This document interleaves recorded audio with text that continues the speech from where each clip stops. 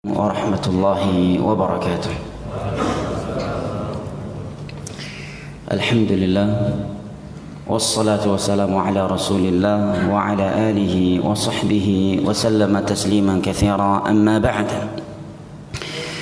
Puji dan syukur senantiasa kita panjatkan kehadirat Allah Jalla wa Ala yang telah berfirman, wa in ta'uddu ni'matallahi la tuhsuha innal insana lazalumun kafar. Dan kalaulah kalian ingin menghitung-hitung akan nikmat Allah atas kalian, la tuhsuha, niscaya kalian tidak akan mampu menghitungnya. Sesungguhnya manusia itu pelaku kezaliman dan kekufuran.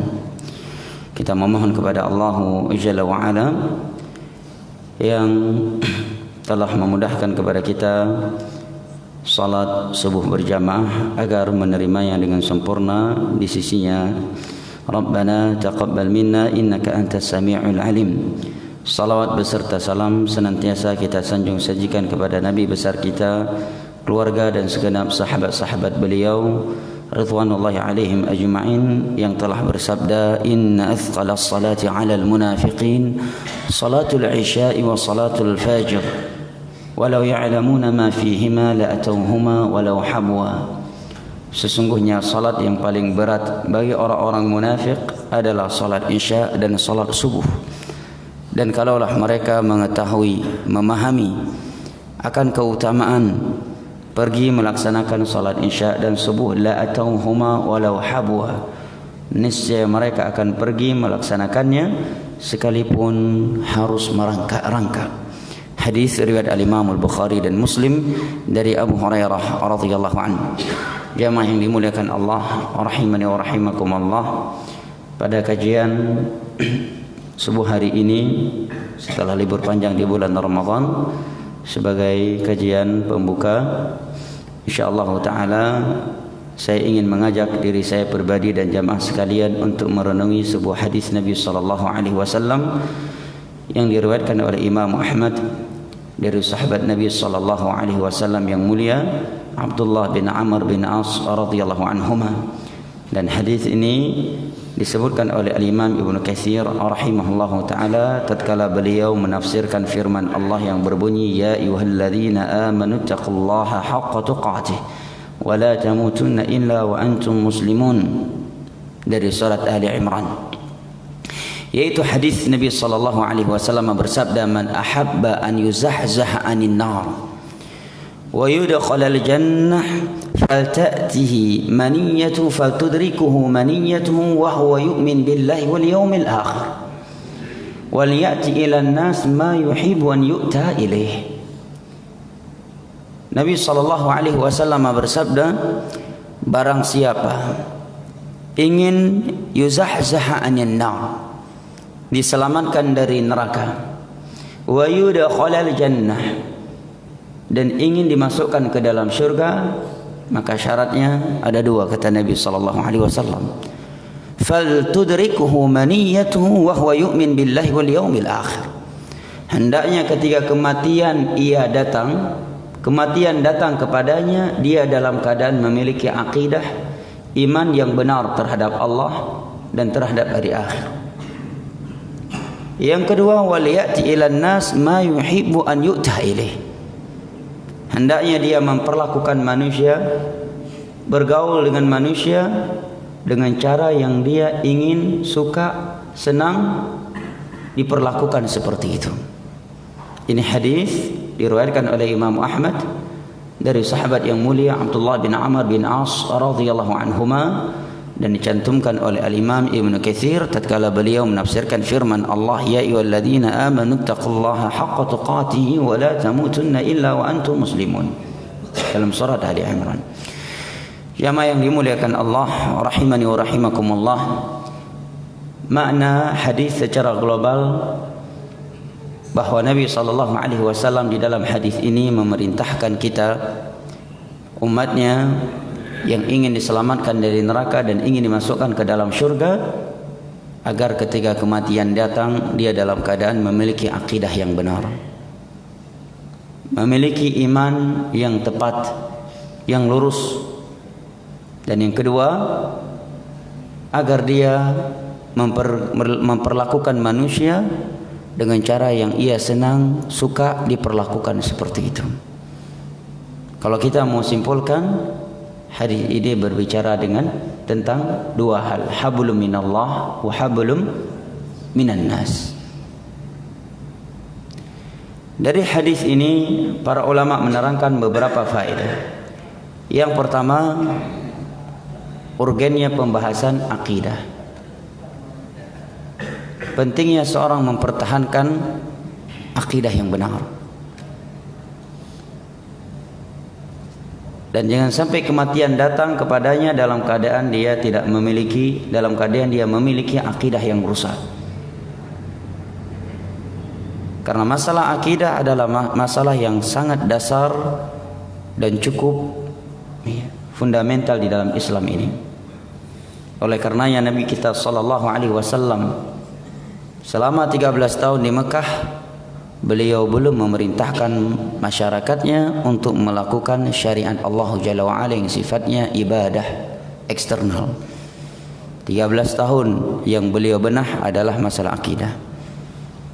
Selama 13 tahun khamar diminum di hadapan beliau belum mengharamkannya. Beliau belum mengharamkan riba.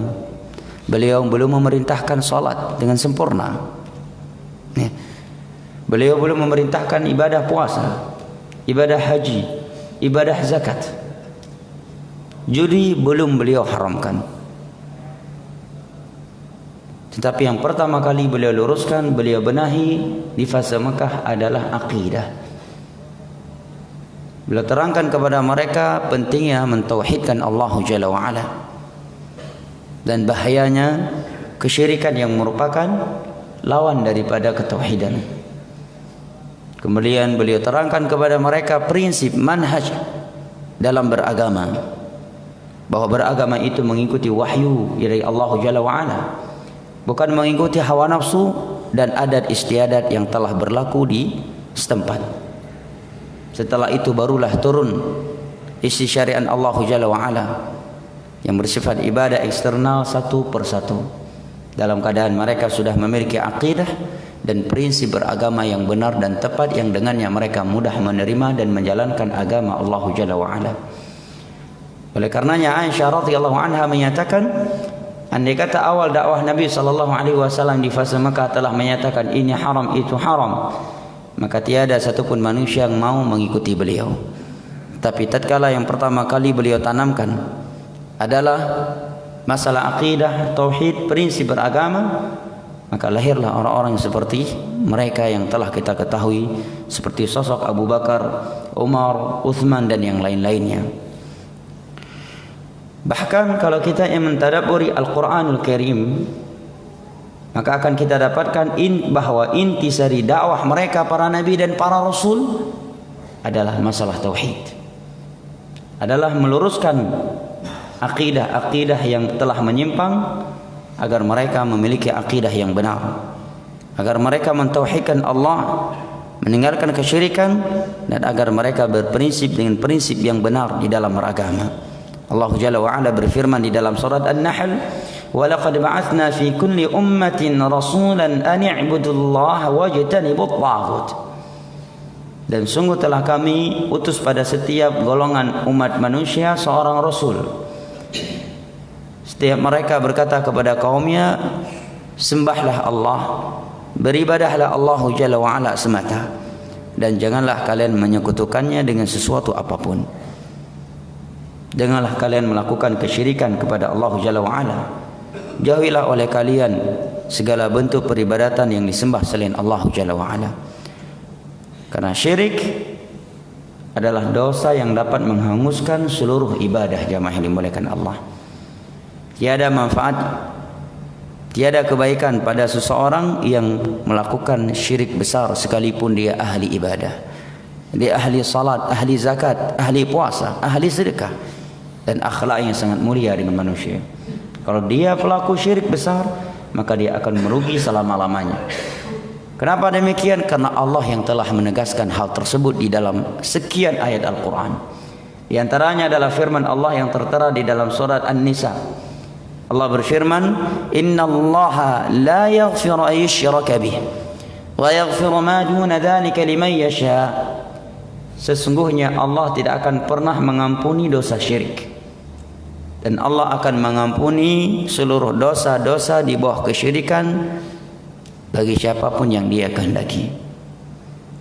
Atas dasar ayat ini, para ulama Ahlus Sunnati wal Jamaah menerangkan di dalam kitab-kitab akidah mereka, seperti Imam Ahmad dalam kitabnya Ushulus Sunnah, Al-Imam Al-Muzani dalam kitabnya As-Sunnah, Al-Ajuri dalam kitabnya Asy-Syari'ah, Al-Imam Lalikai dalam kitabnya Syarh I'tiqadi Ahli Sunnati wal Jamaah, Al-Imam At-Tahawi dalam Aqidah At-Tahawiyah dengan syarah Al-Imam Ibn Abil Ais menjadi syarah Aqidah At-Tahawiyah, dan kitab-kitab akidah yang lainnya, bahwa merupakan akidah Ahli Sunnati wal Jamaah bahwa seluruh dosa maksiat yang di bawah kesyirikan, apabila pelakunya mati dalam keadaan belum bertaubat kepada Allah, maka masih ada kemungkinan di hari kiamat dia dimaafkan oleh Allah tanpa harus masuk ke dalam neraka terlebih dahulu. Dia langsung dimasukkan ke dalam syurga. Dan sekalipun dia dimasukkan ke dalam neraka, maka dia tidak akan kekal di dalamnya, ya. Setelah dia dibersihkan dari dosa-dosa tersebut, maka dia akan masukkan ke dalam syurga. Adapun dosa kesyirikan tidak akan mendapatkan ampunan dari Allah sedikit pun. Allah juga berfirman dalam surat Al-Maidah, "Innahu may yusyrik billah faqad harramallahu 'alaihi al-jannata wa ma'wahu an-nar wa ma lidh-dhalimin min ansar."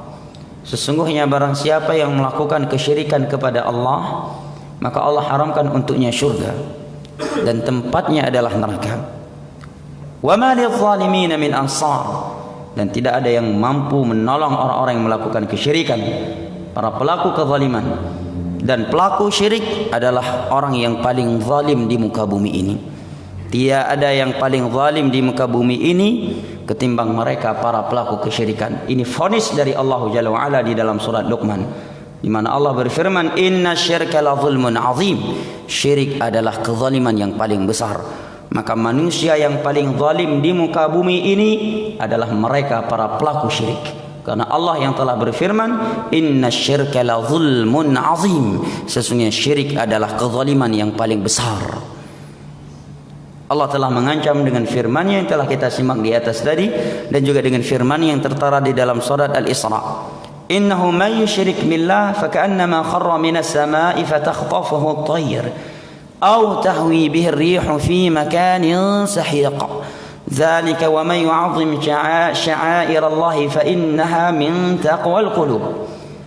Barang siapa yang melakukan kesyirikan, maka dia seakan-akan orang dilempar dari langit, dari tempat yang sangat tinggi, kemudian disambar oleh burung-burung, atau diterjang oleh angin ke tempat yang sangat jauh. Dan barang siapa yang mengagungkan syiar Allah, maka itu bagian dari ketakwaan hati. Dan syirik penghapus seluruh ibadah, jamaah yang dimuliakan Allah. Syirik merupakan penghapus, pembatal keislaman, pembatal ibadah. Sebanyak apapun ibadah seorang hamba, kalau dia melakukan syirik besar, semua itu akan hangus, akan lenyap, tiada berguna di hari kiamat. Allah berfirman di dalam surat Al-Furqan, "Wa qadimna ila ma 'amilu min 'amalin faj'alnahu haba'an manthura." Kami kumpulkan ibadah-ibadah yang telah mereka lakukan di dunia, maka kami jadikan debu yang berterbangan. Kata Imam Az-Zahabi, karena kesyirikan yang dia lakukan. Ya, para ulama yang lain menerangkan dengan penjelasan dengan bahasa yang lain, tapi maknanya sama, karena dia membawa akidah yang kufur. Di dalam surat Az-Zumar, Allah Jalla wa Ala berfirman, "Wa laqad uhiya ilaika wa ilal ladzina min qablik lain asyrakta la yahbatanna 'amaluka wa la takunanna minal khasirin." Dan sungguh telah diwahyukan kepada engkau, wahai Nabi Muhammad, dan kepada seluruh nabi sebelum engkau. Apa bunyi wahyunya? Lain asyrakta la yahbatanna 'amaluk wa la takunanna minal khasirin.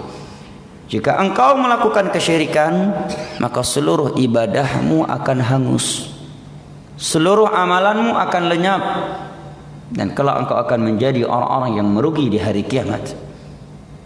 Sungguh tiada manusia yang lebih banyak ibadahnya dari mereka para nabi. Sungguh tidak ada yang lebih hebat yang lebih ikhlas di dalam beribadah kepada Allah Jalla wa Ala ketimbang mereka para nabi. Dan mereka telah dijaga oleh Allah dari dosa syirik sebelum menjadi nabi dan setelah menjadi nabi. Bersamaan itu Allah katakan kepada mereka, la in asyrak la yahbatanna 'amaluk. Kalau engkau berani melakukan kesyirikan, maka seluruh ibadahmu akan hangus. Di dalam surat At-Taubah setelah Allah menyebutkan beberapa para nabi dan para rasul, Allah berfirman, walau asyraku la habita anhum ma kanu ya'malun. Kalau mereka melakukan kesyirikan, seluruh ibadah mereka akan hangus, akan lenyap. Definisi syirik ialah, kata para ulama, dan ini adalah definisi yang paling mencakup, ditegaskan pula oleh Al-Lajnah Ad-Daimah, adalah sarfu syai'in min khasa'isillah li ghairillahi azza wa jal. Adalah memalingkan salah satu dari kekhususan Allah Jalla wa Ala kepada selain Allah. Baik dalam perkara tauhid rububiyah ataukah dalam tauhid al-uluhiyah, dan ataukah dalam masalah nama-nama dan sifat-sifat Allah Jalla wa Ala. Dalam perkara rububiyah, dia berkeyakinan ada selain Allah yang mampu mendatangkan manfaat dan mudarat. Ada selain Allah yang mampu mengatur alam semesta ini, yang mampu memberikan rezeki, yang mampu menyembuhkan, yang mampu menurunkan penyakit. Dan kebanyakan orang tidak jatuh ke dalam hal ini. Karena Abu Lahab CL saja di masa itu dalam hal ini bagus mereka. Tapi mereka bermasalah dalam tauhid yang kedua. Nah, oleh karenanya ketika Allah berfirman kepada Nabi sallallahu alaihi wasallam, "Wa in sa'altum man khalaqa samawati wal arda la yaqulunna Allah." Kalau engkau bertanya kepada mereka kaum musyrikin, siapakah yang menciptakan langit dan bumi dan siapakah yang mengatur alam semesta ini, niscaya semua mereka akan menjawab adalah Allah. Tapi mereka bermasalah dalam masalah al-uluhiyah, memalingkan salah satu dari ibadah yang ada kepada selain Allah, menyembelih hewan untuk tempat-tempat keramat, menjadikan orang yang telah mati, yang mereka yakini sebagai aulia, sebagai orang soleh, sebagai perantara antara mereka dengan Allah dalam beribadah. Ini masalah mereka. Ini Allah terangkan di dalam surat Az-Zumar ayat ketiga. Ketika Nabi SAW menegur mereka, maka mereka menjawab, "Ma na'buduhum illa liqarribuna ila Allahi zulfa." Kami tidak menyembah mereka, kami tidak sujud, dan kami tidak rukuk kepada mereka, wahai Muhammad, kata mereka. Kami datang ke tempat keramat ini, ke kuburan keramat ini, kepada kuburan orang soleh ini, tujuannya satu, agar mereka mendekatkan diri-diri kami kepada Allah Subhanahu wa Ta'ala. Seperti alasan sebagian orang, kalau kita ingin berjumpa dengan presiden, gubernur, menteri, seorang raja, perdana menteri, masa langsung jumpa dengan dia? Kan kita perlu melewati perantaranya. Nah, kita pelaku dosa yang sangat banyak, kita orang-orang yang kotor. Maka kita datang ke kuburan ini, kepada orang saleh ini yang telah mati, aulia ini, agar mereka mendekatkan diri-diri kita kepada Allah. Maka dia jatuh ke dalam berbagai penyimpangan. Yang pertama, doa merupakan ibadah. Mencari syafaat adalah kekhususan Allah Jalla wa Ala. Tatkala dia memintanya kepada selain Allah, maka dia telah jatuh ke dalam kesyirikan. Oleh karenanya Nabi kita mengajarkan kita agar kita mendapatkan syafaat beliau di hari kiamat untuk mengucapkan doa, Allahumma syafi' fiyya nabiyyak. Ya Allah, izinkan untuk nabimu memberikan syafaat untukku di hari kiamat. Syafaat yang dimiliki oleh Nabi saja kita minta kepada Allah. Demikian yang diajarkan oleh Rasulullah. Allahumma syafi' fiyya nabiyyak. Ya Allah, berikanlah izinmu kepada nabimu untuk memberikan syafaatnya kepadaku di hari kiamat nanti, di padang mahsyar dan seterusnya. Nah, bukan datang ke kuburan meminta kepada orang soleh tersebut, Nabi syafaat ke kamu, pada orang tersebut sudah mati. Walillahi syafa'atu jami'a, seluruh syafaat itu milik Allah. Wa kam min malakin fis samawati wal ardh. Tidak mampu berapa banyak malaikat yang ada di langit, la yashfa'una illa liman irtadha. Tidak mampu memberikan syafaat kecuali kepada orang yang diridhai oleh Allah atau setelah mendapatkan izin dari Allah Jalla wa Ala. Yang kedua, kekeliruan orang di atas tadi, dia telah menyamakan Allah dengan makhluk.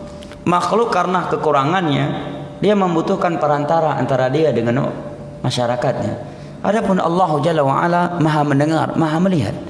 Allah lah yang telah berfirman, wa qala rabbukum ud'uni astajib lakum. Berdoalah kalian langsung kepadaku, niscaya aku akan kabulkan.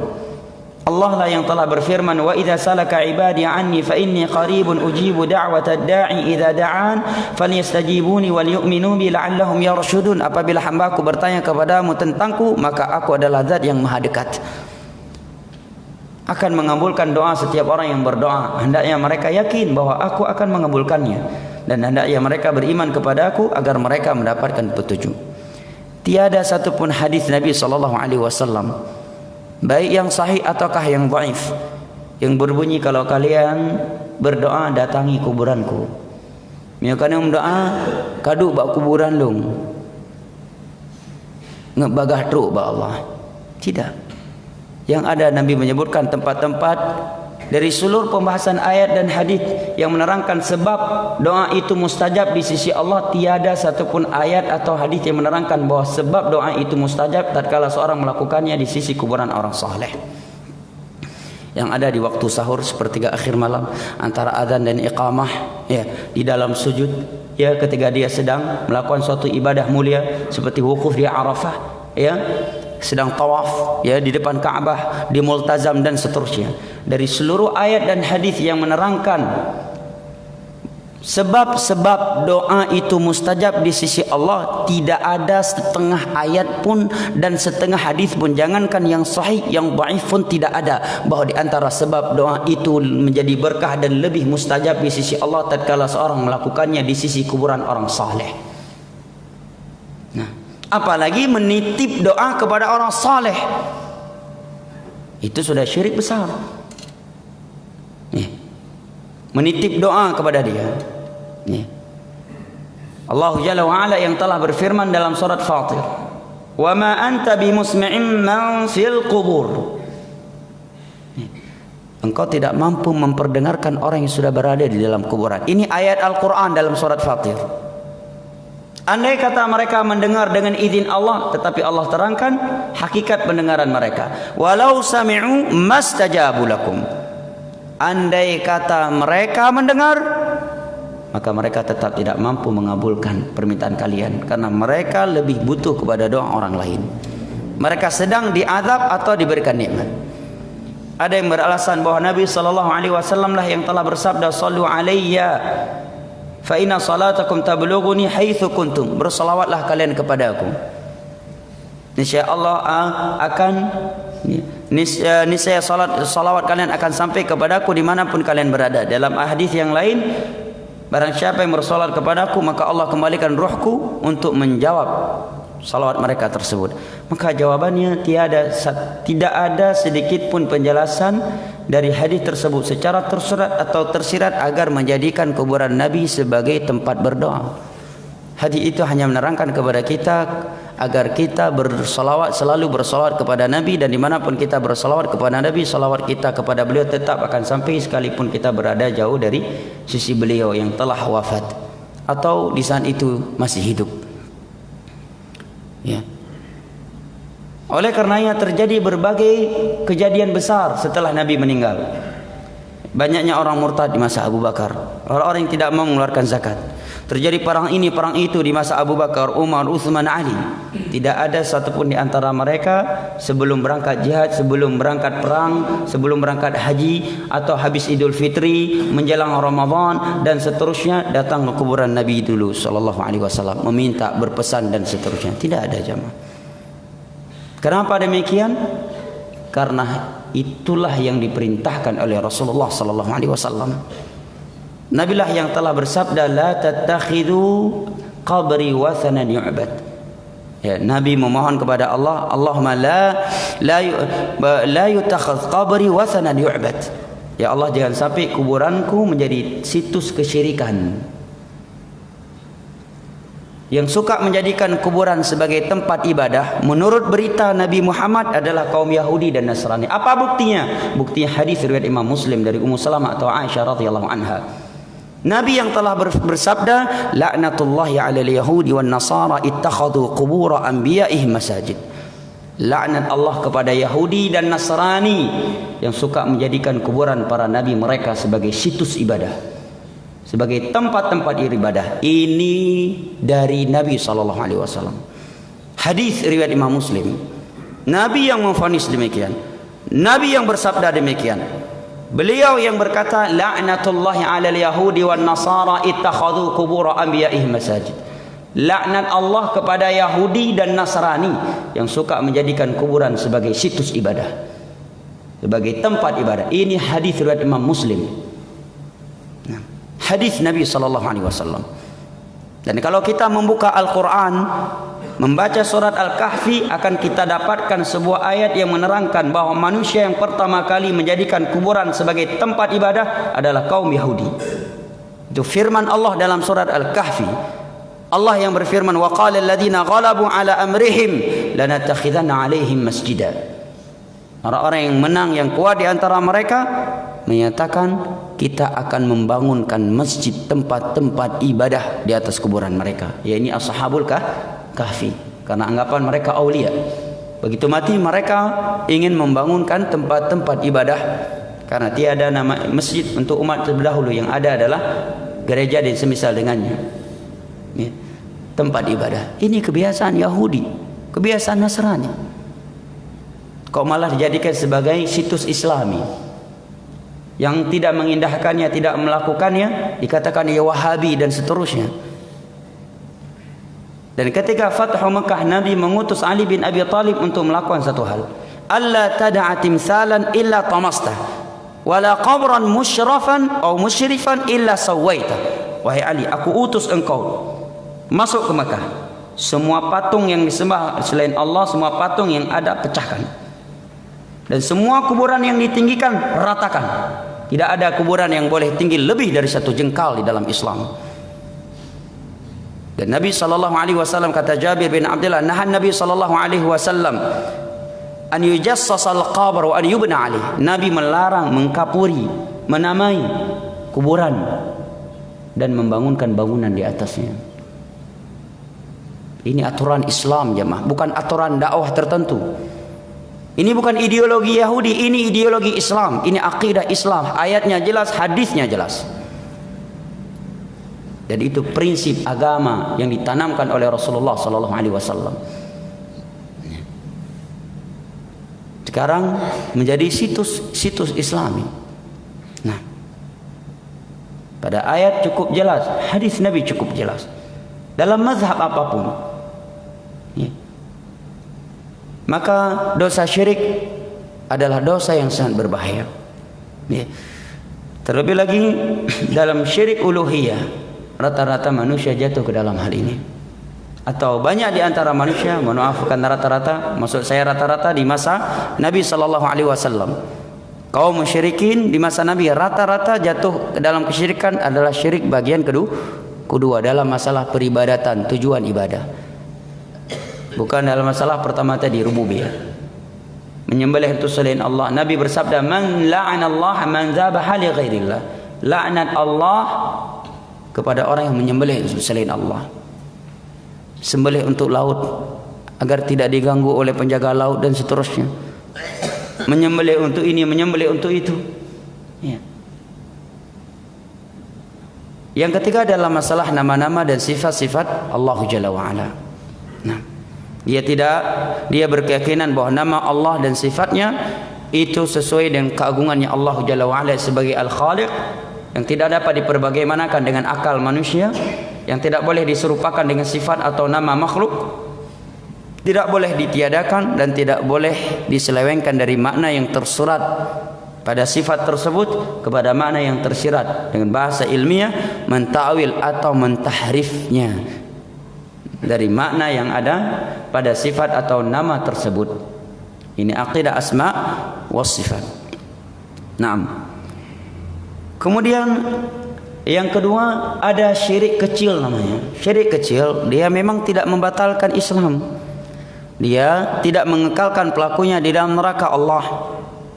Dia juga tidak menghanguskan ibadah, tetapi dia merupakan dosa besar. Apa itu syirik kecil? Contohnya riya.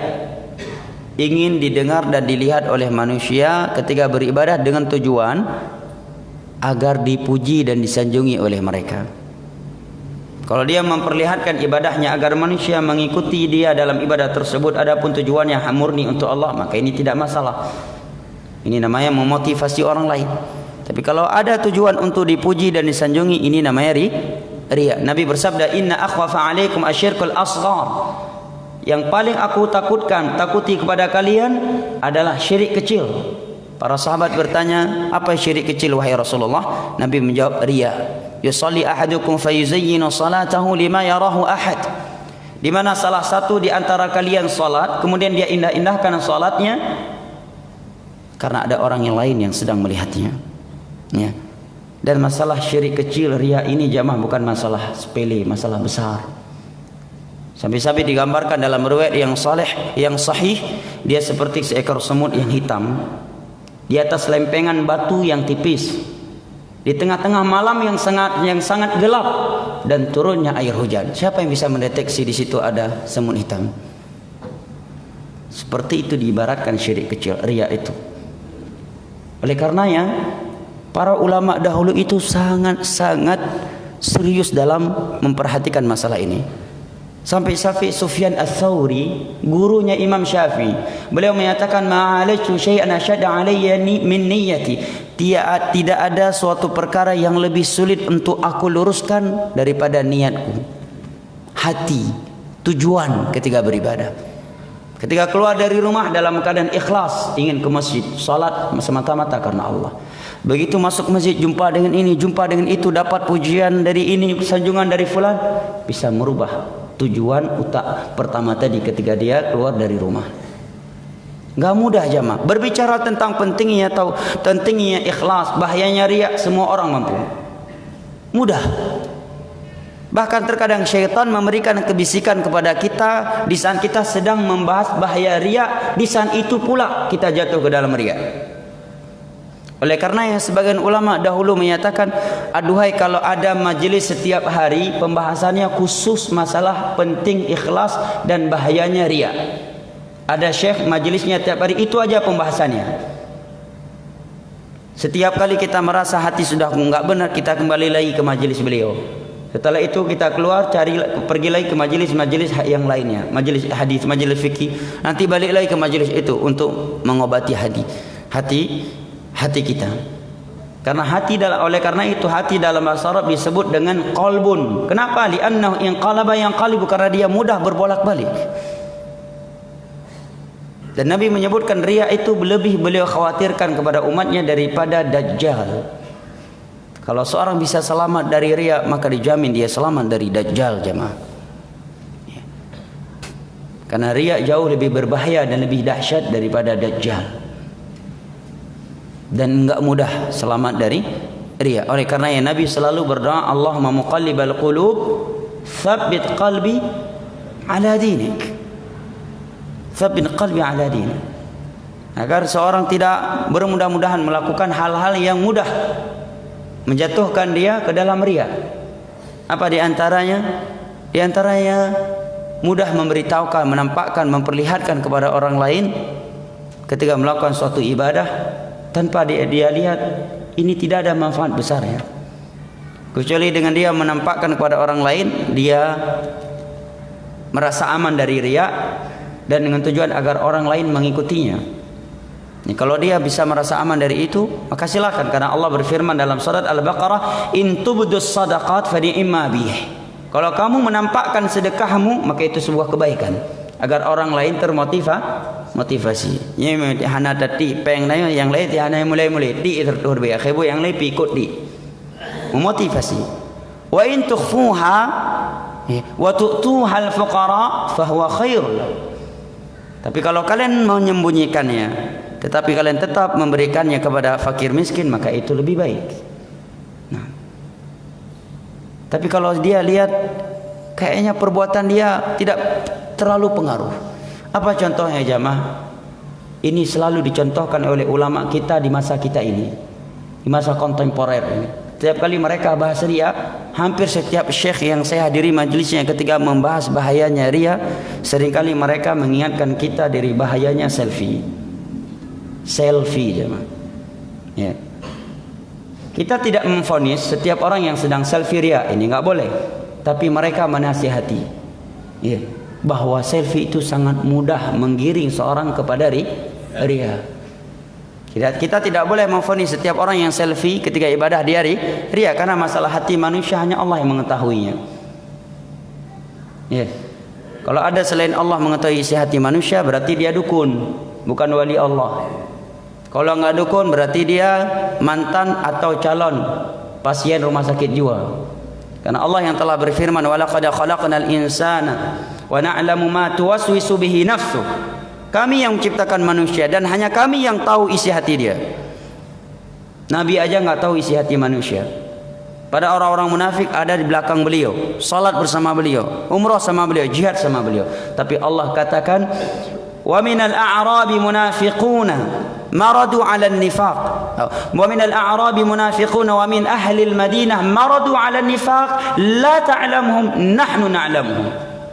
Wahai Nabi Muhammad, ada dari Arab-Arab Badui dan orang-orang Manidah di sekitar kamu yang munafik. Kamu tidak tahu mereka munafik, tetapi kami tahu. Nih. Tidak pernah terjadi di masa Nabi. Beliau mengatakan kepada majelis, "Jak ngono le tak? Aci beto baca ngalung. Peduk pinyung bak tahu ngadadap, muka munafik rupanya. Asawati yang naglih tegai." Tidak pernah ya mah. Nih. Nabi mendekatkan kepalanya atau wajahnya, tubuhnya dengan dada seseorang, kemudian menyatakan, "Hati kamu kurang bersih, lain kali cuci pakai deterjen." Enggak pernah. Ya. Bahkan yang ada Allah katakan, "La ta'lamuhum nahnu na'lamuhum." Di sekitar kamu ada orang-orang munafik, kamu tidak tahu dia munafik, tetapi kami tahu. Kata Allah Subhanahu wa taala. Ya. Maka sungguh mustahil jika seorang menyatakan, "Saya datang ke wali Allah, saya dekatkan badan saya biar beliau bisa memprediksi dan memperkirakan bagaimana isi hati saya. Kalau hati saya kotor, maka beliau bisa mengeluarkan statement yang cocok untuk hati saya yang kotor. Kalau hati saya bersih, maka beliau bisa mengeluarkan statement yang cocok untuk hati saya yang sedang bersih." Ini alai bin akidah yang rusak. Karena Allah berfirman, "Qul la ya'lamu ma fis samawati wal ardi al-ghaiba illa Allah wa ma yash'uruna ayyana yub'atsun." Tidak ada yang mengetahui perkara gaib selain Allah Subhanahu wa taala. Para nabi dan para rasul juga enggak tahu kecuali dapat wahyu dari Allah. Alimul ghaibi fala yuzhiru ala ghaibihi ahada illa man irtadha min rasulih fa innahu yasluku min baini yadayhi wa min khalfihi rasada. Kecuali kalau mereka dapat wahyu dari Allah baru tahu, oh si fulan munafik. Turun wahyu kepada Nabi Muhammad, si fulan munafik. Si fulan punya tujuan jelek. Kalau tidak dapat wahyu dari Allah, Nabi pun tidak mengetahuinya. Ada beliau seorang Nabi lagi Rasul. Dan wahyu itu hanya turun kepada Nabi dan para Rasul. Tidak ada ilham untuk selain mereka. Andai kata ada ilham untuk setelah Nabi Muhammad, maka Umarlah yang mendapatkannya. Kata Nabi SAW, "Lau kana fi ummati mulhaman lakana Umar." Kalau di umatku ini ada orang yang mendapatkan ilham selain Nabi seperti umat-umat terdahulu, maka Umarlah orangnya. Andai kata ada, kata Nabi. Menunjukkan tidak ada. Karena lau dalam bahasa Arab hafrul imtina' lil imtina'. Sebuah huruf yang digunakan untuk sesuatu tidak terjadi. Andai kata kamu datang tadi, menunjukkan apa? Tadi dia tidak ada datang. Lau harful imtina' lil imtina' dalam bahasa Arab. Baik. Nah, di antara syirik kecil pula, para ulama sebutkan sebuah kaidah untuk mudah bagi kita mempelajari dan mengetahuinya. Hari ini hari kerja atau bukan? Hari kerja ya, baik. Sedikit lagi ya. Pas di jarum ketiga insyaallah. Ya. Para ulama memberikan sebuah kaidah yang berbunyi ja'alu syai' sababan wa laysa sababan minasyirkil asghar. Menjadikan suatu perkara sebagai sebab kebaikan atau kejelekan yang itu bukan sebagai sebab secara syar'i dan tidak pula secara kauni.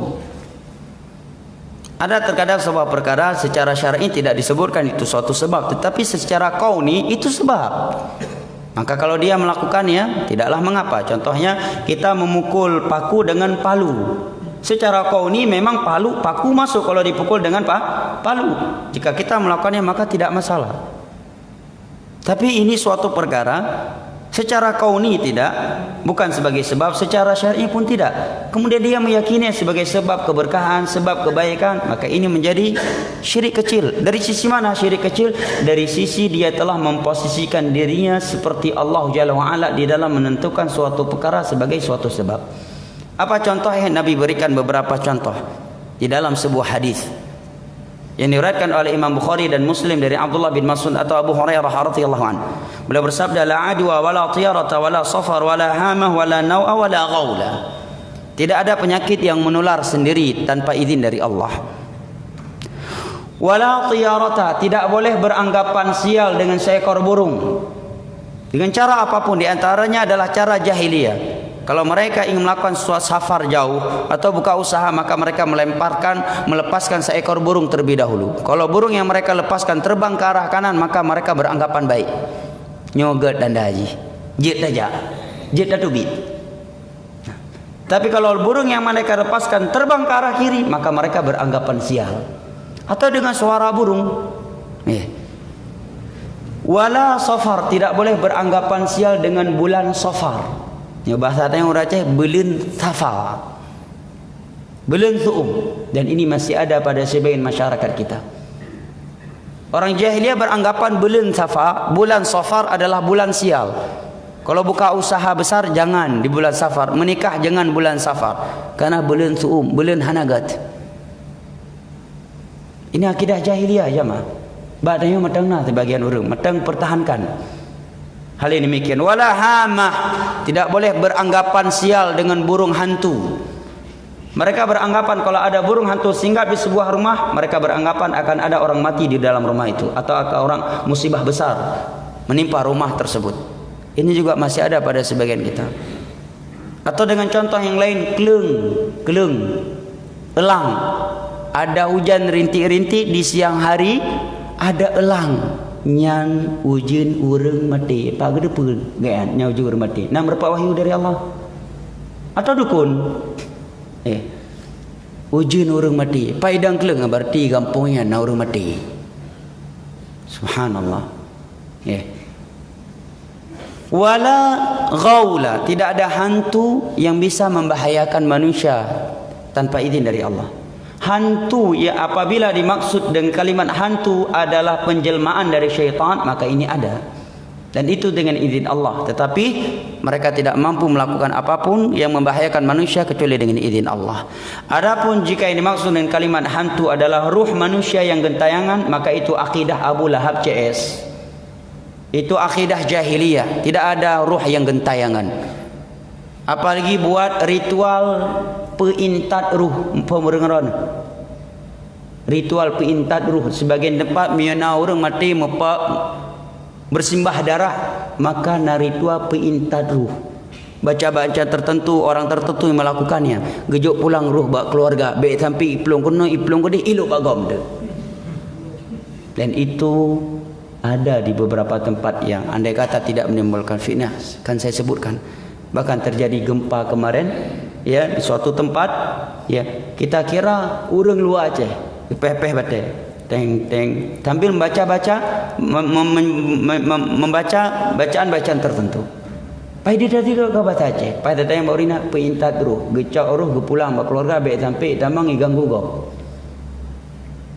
Dan ini biasanya dilakukan kalau ada orang mati dengan mati yang bersimbah darah, ditembak, tabrak, dan semisal dengannya. Pada di masa Nabi berapa banyak sahabat yang mati dalam keadaan bersimbah darah, hanya istilah peintat ruh. Hanya istilah peintat ruh. Karena ruh yang sudah mati masuk ke alam barzah, alam kubur. Barzah dinamakan barzah karena pemisah antara dunia dengan barzah. Barzah itu artinya fasil, yang memisahkan alam dunia dengan alam kubur. Ya, terpisahkan. Sudah alam gaib dia. Maka berkeyakinan ruh bisa gentayangan atau gua ba acara-acara kanduri. Nah kamu kala benar abu gedu aternya enggak tahu kalian lain. Menantanya tamu pakai gara-gara masalah sedekah kagak dah gay. Ini akidah jahiliyah, akidah Abu Lahab CS. Berkeyakinan roh ada yang gentayangan. Nah, walaupun nampak, maka itu syaitan yang melakukan penjelmaan agar kita jatuh ke dalam akidah-akidah yang rusak. Dan itu semua dengan izin Allah Subhanahu wa taala. Dan masih banyak lagi bentuk-bentuk syirik kecil di tengah-tengah masyarakat kita. Ya. Yang menyerupai syirik kecilnya orang jahil, seperti beranggapan bulan Safar bulan sial. Ya. Masa jahiliyah mereka beranggapan bulan Syawal bulan sial untuk menikah. Maka mereka tidak berani menikah di bulan Syawal karena mereka beranggapan barang siapa yang nikah di bulan Syawal pernikahannya akan sial. Maka dengan sengaja Nabi menikahi Siti Aisyah di bulan Syawal. Dan juga di antara hal yang masih ada pada sebagian masyarakat kita, bahwa kalau menikah dengan saudara yang masih satu nasab, sedarah, maka anak yang lahir akan cacat. Nabi menikahkan Fatimah dengan Ali, masih satu darah. Nyoba kan? Nyoba tak tanya urut pidi matang hidang wali Ali dengan Fatimah. Nyoba kan? Misalah orang-orang acara hidang wali. Hai Fatimah bintu Muhammad bin Abdullah bin Abdul Muttalib. Ali bin Abi Talib bin Abdul Muttalib. Pak merpak Fatimah ngali Pak Abdul Muttalib. Nyo bahasa kamu orang pidi nyo mataikan wali. Nyo bukan? Ya, kalau di Bandar Aceh wali juga Kiban Bang Muhammadiyah wali. Maka matang sabuh darah tapi kan mahram. Baik takkan anak sepupu Nabi dengan Ali kan sepupu idang. Ya dengan ya adik abang. Ya Ali dengan ya Nabi Muhammad sallallahu alaihi wasallam adik abang. Sepupu dalam Islam kan mahram. Pelam anak sepupu tapi mata sabuh darah. Kepekawin Nabi. Apakah anak mereka cacat? Tidak. Sempurna dunia dan sempurna agama Hasan dan Husain. Ini matangna bahasa bagi orang tengok. Bahkan ada yang berkeyakinan anak bungsu jangan sampai nikah dengan anak bungsu. Nanti ada yang mati salah satu di antara mereka. Ya. Atau yang lainnya, itamang bambang rumah, kupu-kupu ke dalam rumah, tanda akan kedatangan tamu. Kalau kupu-kupunya besar berarti tamunya agak besar. Kalau kupu-kupunya kecil berarti tamu kecil. Ini mitos dia mah. Ya. Ini mitos. Ya. Atau pakai baju yang balik tiba-tiba nemit, masya Allah nyak mentua mudah rezeki kah nyak mentua. Paidu mudah rezeki. Ngembaja yang membalik. Perhatikan dia telah menjadikan ja'lu syai' sababan wa laysa sababan wa huwa minasyirkil asghar, menjadikannya sebab rezeki yang itu bukanlah sebagai sebab secara syar'i dan tidak pula secara kauni. Bukti secara kauni pakai baju yang membalik hana mudah rezeki, pakai baju yang balik mu dual hetun tapi baik kerja duk mentai remo ya gani lebih peng sebaguni. Apakah datang rezeki? Enggak juga, berarti bukan sebab sebagai kauni dan syar'i. Contoh yang lainnya pesiju. Ini juga syirik kecil. Kalau dia berkeyakinan pada ritual pesiju itu sebagai sebab berkah, ini syaratnya. Kalau dia meyakini sebagai sebab berkah, pernikahannya akan menjadi berkah gara-gara pesiju. Rumahnya akan menjadi berkah gara-gara pesiju. Kendaraannya akan menjadi berkah gara-gara pesiju. Umrah hajinya menjadi berkah gara-gara pesiju. Maka ini syirik kecil karena dia telah menjadikannya sebagai sebab keberkahan, yang itu bukan sebagai sebab, tidak sebagai syar'i dari sisi syar'i dan tidak pula secara kauni. Dan ada sisi ketergantungan hati kepada selain Allah Subhanahu wa taala di dalamnya, dan rata-rata orang melakukannya karena tujuan ini. Ya, kebanyakan yang melakukannya karena tujuan ini. Apa buktinya? Buktinya kalau kendaraan baru enggak berani dia pakai kalau belum pesiju. Rumah baru enggak berani dia masuki kalau dia belum pesiju. Terjadi tabrakan, maka kendaraan yang sudah tertabrak terani dia enggak berani memakainya kalau belum pesiju. Dedaunan pesiju yang ada di atas atap rumah enggak berani dia lepaskan sampai kering sendiri dan hilang sendiri. Menunjukkan apa? Ada unsur keyakinan di dalamnya jemaah. Cuma apa kita tekan hana pak gejauh paninahnya kan ada tagay lahir kan nampak pak gedang getih. Nampak pak kepekerh. Hana pak jauh leh. Padahal ada unsur akidah di situ. Buktinya bahkan terkadang sebagian pesta pernikahan hampir batal gara-gara itu enggak ada. Menunjukkan apa itu? Ada unsur akidah. Ya. Kedua, penyimpangan yang kedua dalam acara tersebut ada mubazir, buang-buang beras. wala tubadzir tabdzira innal mubadzirina kanu ikhwana syayatin. Ketika mencetuskan suatu ibadah tanpa dasar dari Al-Quran dan hadis dengan pemahaman para sahabat Nabi, karena ada konteks zikir khusus di dalam ritual tersebut. Apa dalilnya? Kalau kita masuk masjid, Allah maftahli, membaca Allah maftahli min abwabi rahmati, konteks khusus ketika masuk masjid, kan ada dalilnya. Kita membaca konteks khusus ketika menjelang masuk WC, Allahumma inni a'udzubika minal khubuthi wal khaba'ith, ada dalilnya. Kalau dalam hal ini, mana dalil dari Al-Quran dan hadis dan syariat? Sumber agama adalah Al-Quran dan hadis.